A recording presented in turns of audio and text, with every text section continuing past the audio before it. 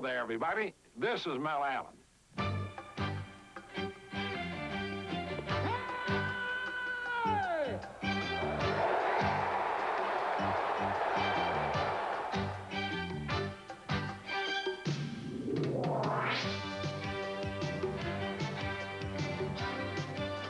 Coming up on This Week in Baseball, welcome to the wild and wacky scramble on top of the National League East.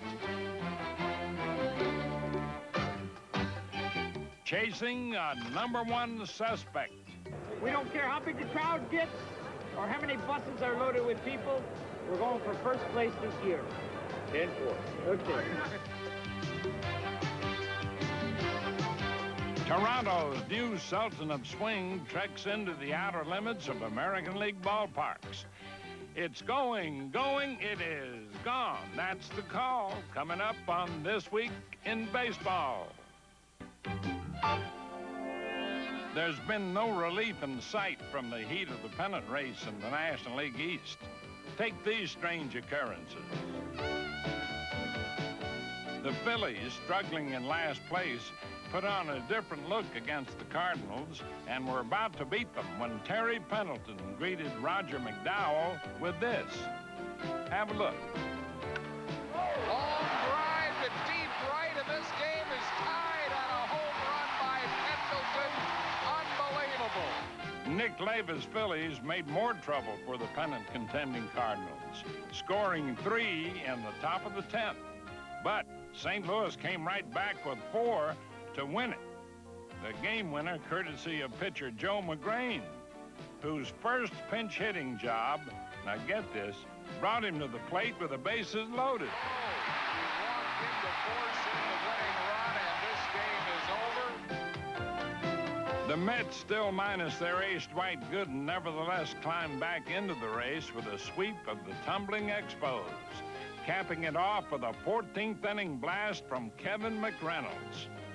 Swing it, man, swing it. This one hit deep to left field. This ball game is history, and the Mets win it 2-1. The Mets figured the sweep would keep them on a roll, but when they got to Philadelphia, the story was grim. Ken Howell was one batter away from a shutout, and the Mets' last chance came down to Dave Magadan. He was at bat with runners at the corners, 2 outs. There goes the runner. Steve Lake throws to second base. It goes into center field. I don't believe it. The Mets tie it up. It was kind of hard to believe. Steve Lake threw to second when it was ball 4. But Philly fortunes turned back in the bottom of the 9th when Ricky Jordan hit this fly ball to left field that Mark Carrion turned into a 3-base error. Moments later, Charlie Hayes won the ball game. But that's only part of the story. You see, Davy Johnson had called on Carrion in the 5th inning when Kevin McReynolds had to leave to be with his wife, Jackie, who was in labor. So, the Mets may have lost the game, but McReynolds gained a daughter. Meanwhile, in Chicago, Cubs fans were racing to Wrigley Field for a first-place showdown with the Expos, bringing the faithful from points east and west and beyond. I just got off a flight from Honolulu, Hawaii. I came in here to see the Cubs beat the Expos today and tomorrow, and they're going to win the Eastern Division, and they're going to go to the World Series, and they're going to win it. We don't care how big the crowd gets or how many buses are loaded with people. We're going for first place this year. 10-4. Hey, Vail for first place program yearbook. Two teams being at the top of the pennant race. The tradition of Chicago, the north side, Wrigley Field, baseball in August, baseball on grass, baseball with the wind and the sun and the sky. It's all part of the All-American game, and this is it at its best.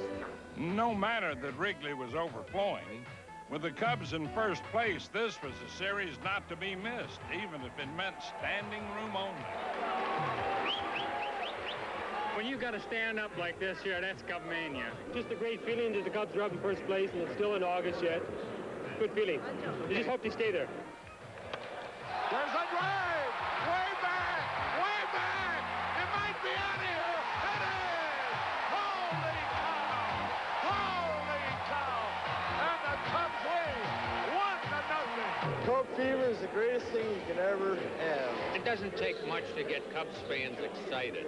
You have to think, the Cubs haven't won a World Series since 1908.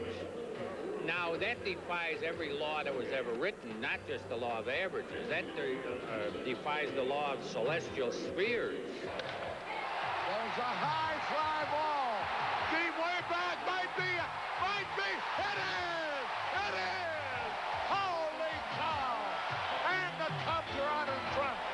3-2. The emotion is at fever pitch. The fans are into every pitch, which is really unusual. You know how long a baseball season goes. So every pitch becomes really important. Love that national pastime. The view delightful. They saw the team go on to sweep 3 from the Expos and move 3 games up in the East. The pitch. A little tap. Cubs win! Cubs win! Cubs win! It's our job to just go out and play good, solid baseball, and as long as we do that, we're going to be okay. But if we falter at all, the Expos, the Mets, and Cardinals are too good a team to make mistakes against. Now, this week's quiz, brought to you by today's Chevy truck. Detroit's Lou Whitaker recently hit home run number 25. Now, let's take a whole season. Can you name the Major's last second baseman that had 30 homers? I live less than a mile away from Lopez Field, where the Cincinnati Reds used to have spring training. So every day I was around the ballpark. Every chance I get, I would go there, try to get autographs, try to get broken bats, you name it. So you just always around that baseball environment and everything, and you just grow up wanting to be a professional baseball player. I was drafted by the Yankees, but never had a chance to go to big league spring training or nothing like that. So I was traded to the Blue Jays, and they had a good first baseman, Willie Upshaw. So it was like they didn't have to rush me up to the big leagues or whatever. They gave me time to develop and work on my skills and everything, so things turned out great. Oh! Well hit toward right center field. See you later. Fred McGriff is hit number 22. Snyder puts it in. There's one to right field. Deep line drive. 330. My goodbye home run. Boy, did he get a hold of that one. Yes, this is the house that Ruth built. But boy, there's an unwelcome visitor from north of the border, and Fred McGriff, who's making this his own play yard. Fred McGriff doesn't play the same position as his favorite player, Dave Parker, but he does have Parker's kind of clout. With the league-leading 30 homers, he's raised his 2.5-year total to 84, and he still wants hitting lessons. Fred McGriff is a very good student of hitting. He came up 2 years ago, hit 20 home runs in his first season. And from there, he didn't settle on that. He went to Cito Gaston, the hitting instructor, and tried to pick his brain. How do I get better? How do I improve on it? What he's done is he's become a very patient hitter. He knows the pitchers. He studies the pitchers. He looks for pitches, something that a lot of young hitters don't do. For a power hitter, he has great eyes up there at the plate, and he has the ability to get a good pitch. And when you have eyes like that and that type of bat speed, it's kind of unusual in a guy that hits the ball that far that often. He's a special challenge because he can go to all fields and hit the ball out. So if you get the ball up to him, he can drive it anywhere in a ballpark now and go out. He reminds me of Strawberry a great deal when it comes to power, the swing. It's a pretty swing. He's a dangerous hitter, and I wish he was still with us. Well, McGriff may no longer be with the Yankees, but the memory of one of his more colossal home runs still rings in Yankee Stadium 2 years after the fact. And the pitch is hit to deep right field, and that's why they think someday he'll be the starting first baseman, well into the upper deck. I was still trying to make a name for myself, get my name in the lineup every day, and I was probably hitting maybe 240, 250 at a time. But it was like, if I didn't get a hit or get a couple of hits, the next day I may not be in there or whatever. So I was just trying to get more playing time, and after that home run, I started getting more playing time, and so far that's been my biggest thrill. Toronto thrills have become more frequent, thanks not only to McGriff, but also to Dave Stieb, who almost had the biggest thrill of his career. Last year, Stieb lost 2 no-hitters in the 9th inning. And now against the Yankees, he took a perfect game into the 9th. He got the first out, and then... He struck him out! Holy cow! Oh, this crowd!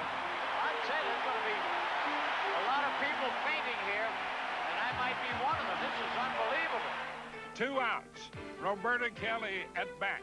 Steve still perfect. Holy cow, he broke it up with 2 outs, and he's going for second. He's going to make it. I don't believe it. Unbelievable. Standing ovation anyway, and he deserves it. Yes, he does. Steve lost that perfect game, lost the shutout too, and needed a great play to preserve the 2-1 lead. Oh, what a play! He's out at second base. What a play by Gruba. Holy cow! Would that have been something at the end of the game on that, and he had the perfect game? It's just one of those things that had good rhythm and good control and good stuff tonight. I wasn't as nervous as I was in the other two because of what has happened, but winning is all that matters to me. You know, that's like an extra bonus if you get a shutout or a no-hitter or a perfect game, what have you. I'll just take the wins. Nice going, Dave. Meanwhile, the strains of victory in San Francisco have taken the Giants to the top of the National League West.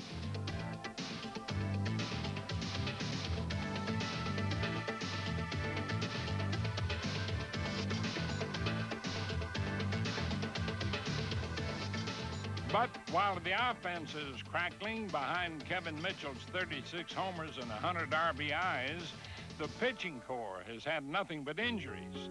More than half of Roger Craig's staff has been disabled. Recently lost Atlee Hammaker, who's out for the second time, 36 days in all.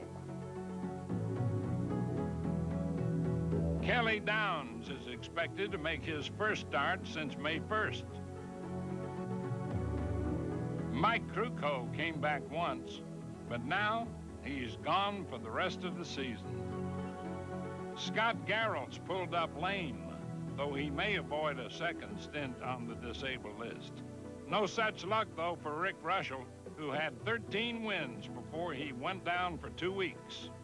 It's just things that happen in baseball, and you take them and you just say, we'll make do with somebody else then if somebody goes down. And so far, we've been very fortunate because we do have good people, and they've all come through for us. The Giants were quick to pick up the recently released Bob Knepper, whose experience figures to help a lot. San Francisco has also brought up untested pitchers from their minor league system. Russ Swan got an unexpected call-up from AAA, as did Randy McCammon. On and on it goes. There was also a short stint by Ernie Camacho.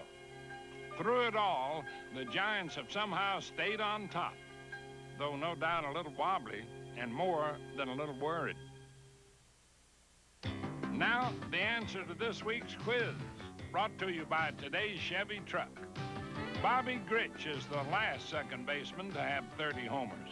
In 1979, he hit an even 30.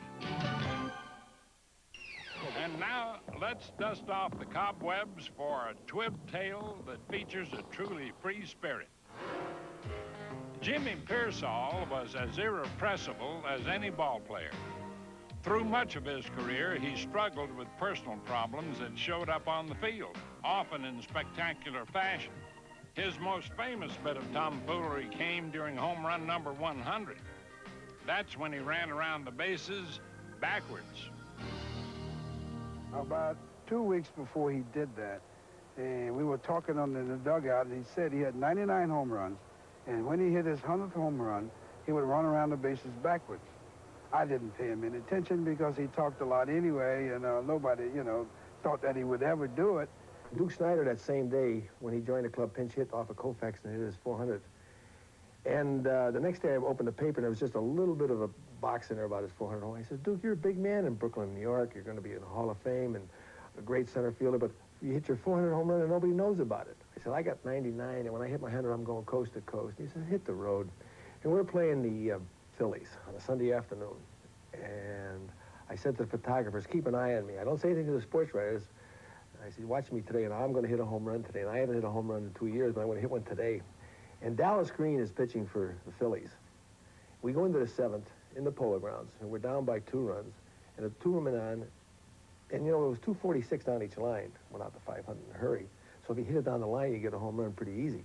Well, we go in, and I'm the hitter, and 2 men on, First pitch, a little fly ball just missed on the right field line. I turned on the next pitch and just missed on the left field line. The count goes to 3-2. The next pitch, I had a fly ball, just barely gets in the Chesterfield sign, about 247 on the right field line. And I run all the way around the base backwards. I shake hands with Cookie Lavagio, the third base coach. Now, I had practiced this. This is the only thing I ever practiced that I did on my so-called antics. When he started running around backwards, I followed him around. I was pretty mean to him at that particular time, to put it mildly. But we've talked about it since then. It was a great moment for him, I guess, and it's certainly one that's kept me in the trivia books as well. Jimmy Pearsall, often fun to watch, but really an outstanding ball player.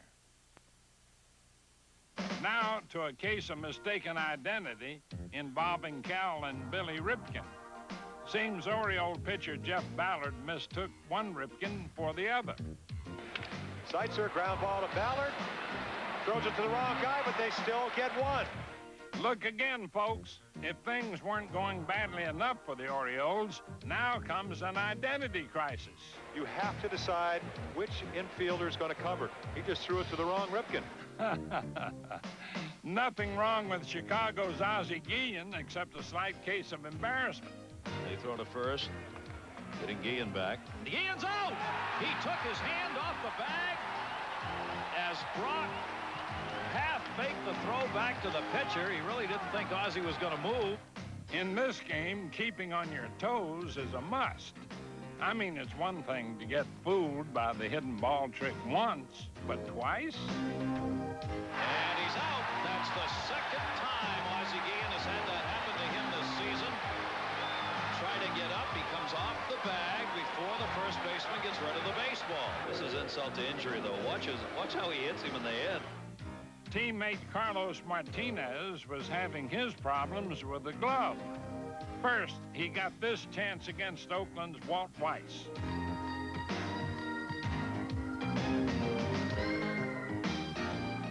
He misses this time, but on a second try, Martinez opted for a different approach, risky as it was. Popped up outside the third again. Shall we try it one more time? Yes, we will. Oh, look out!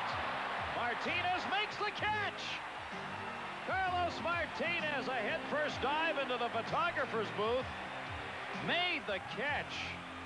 Outstanding play by Martinez. A truly heads-up play. And as Martinez learned from Ozzie Guillen's recent mishaps, it sure pays to keep your head in the game. Now, let's open the notebook for This Week in Baseball's Twib Notes from around the majors.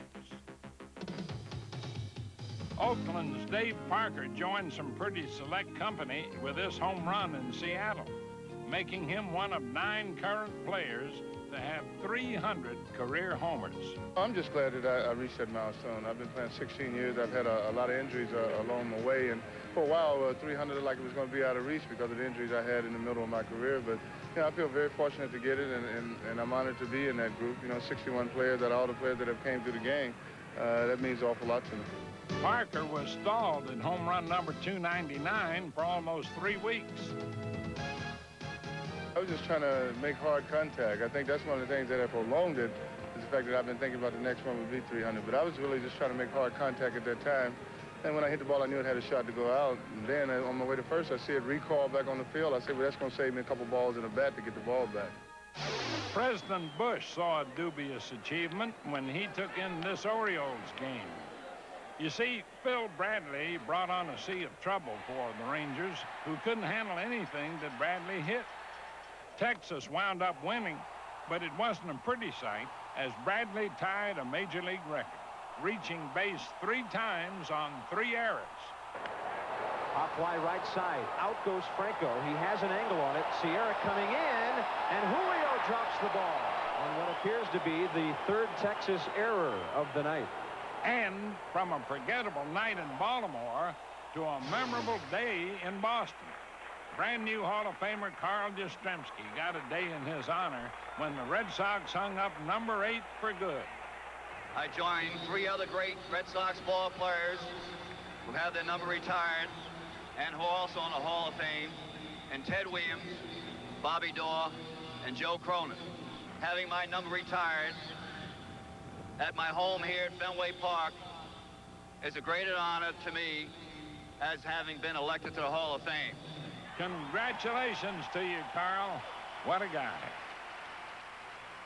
And now time for our Player of the Week, brought to you by Gatorade Thirst Quencher. Rickey Henderson's base stealing has really reached new directions.